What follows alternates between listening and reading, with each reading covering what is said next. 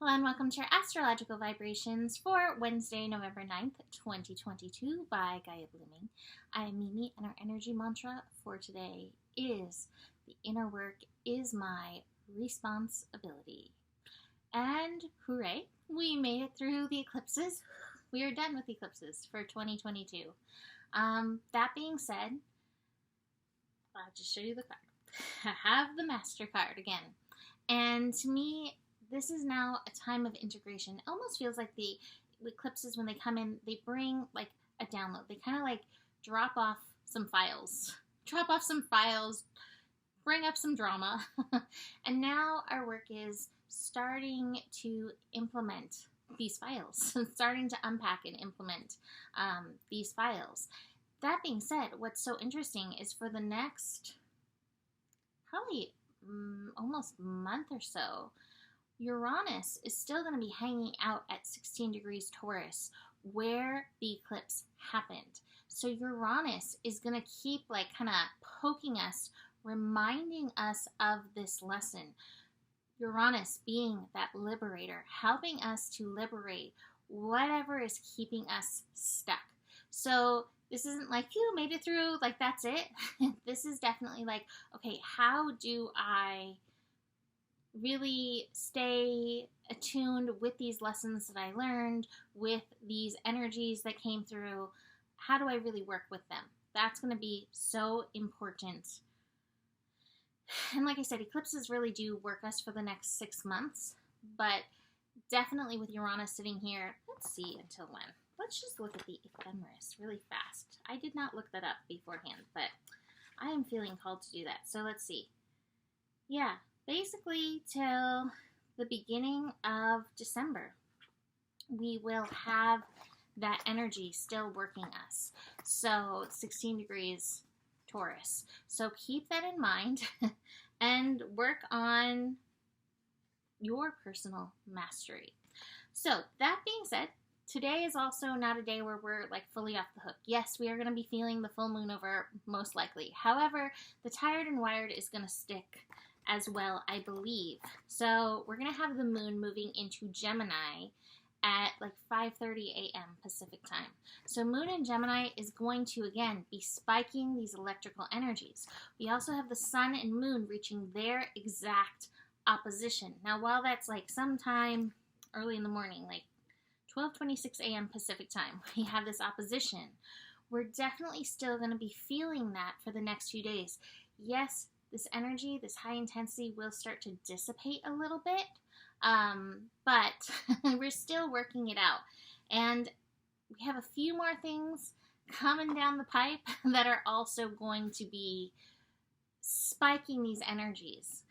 Mercury and Saturn are going to be squaring today, and that's paving the road for that Sun-Saturn square just a little bit later. So we're continuing Groundhog Day, we're continuing eclipse lessons. That being said, the intensity has died down to like, a 9 from an 11. How about? That's what we'll say.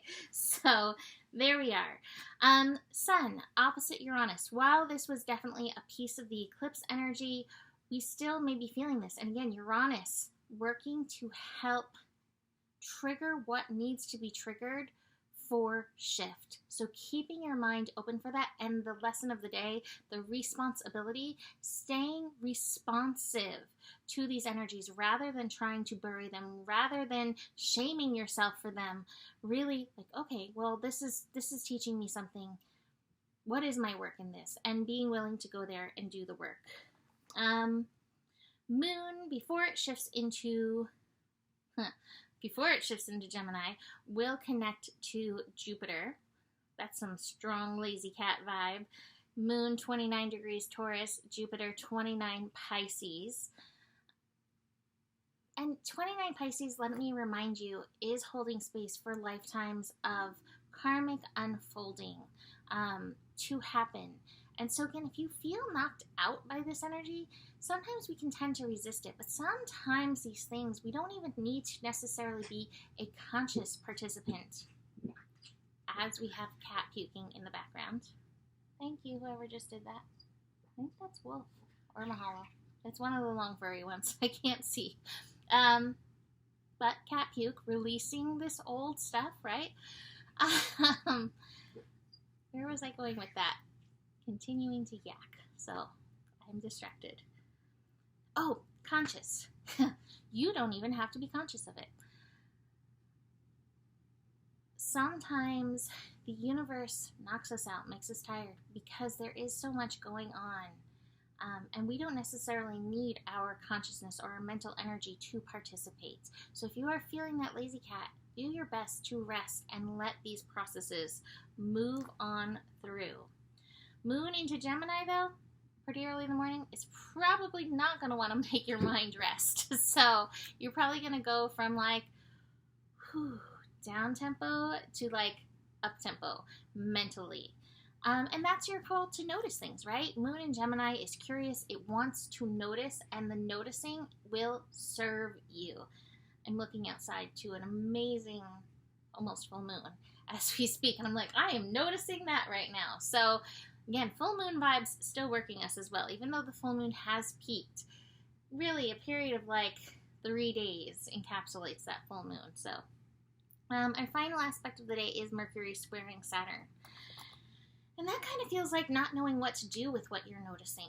You know, Mercury in Scorpio can take us to really deep places, and Saturn in Aquarius might be like, how do I innovate this? Right? How do I work with this energy? I don't necessarily want to deal with that vibration. If it's up, do bring your attention to it.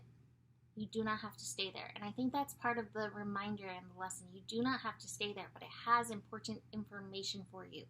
Then you can take that innovative responsibility. And again, there might be a call to surrender. One of the cards I have for today is the Trust card. And sometimes we have to let go of the wheel spinning to let the unfolding happen. Speaking of the wheel spinning, you know, the wheel spinning may just cause stress. So see where you can surrender the energy. You don't always have to be the innovator. Sometimes you need to let the universe do the work. And it's interesting because I do have 2 queens in these cards. Queen of Wands and Queen of Pentacles.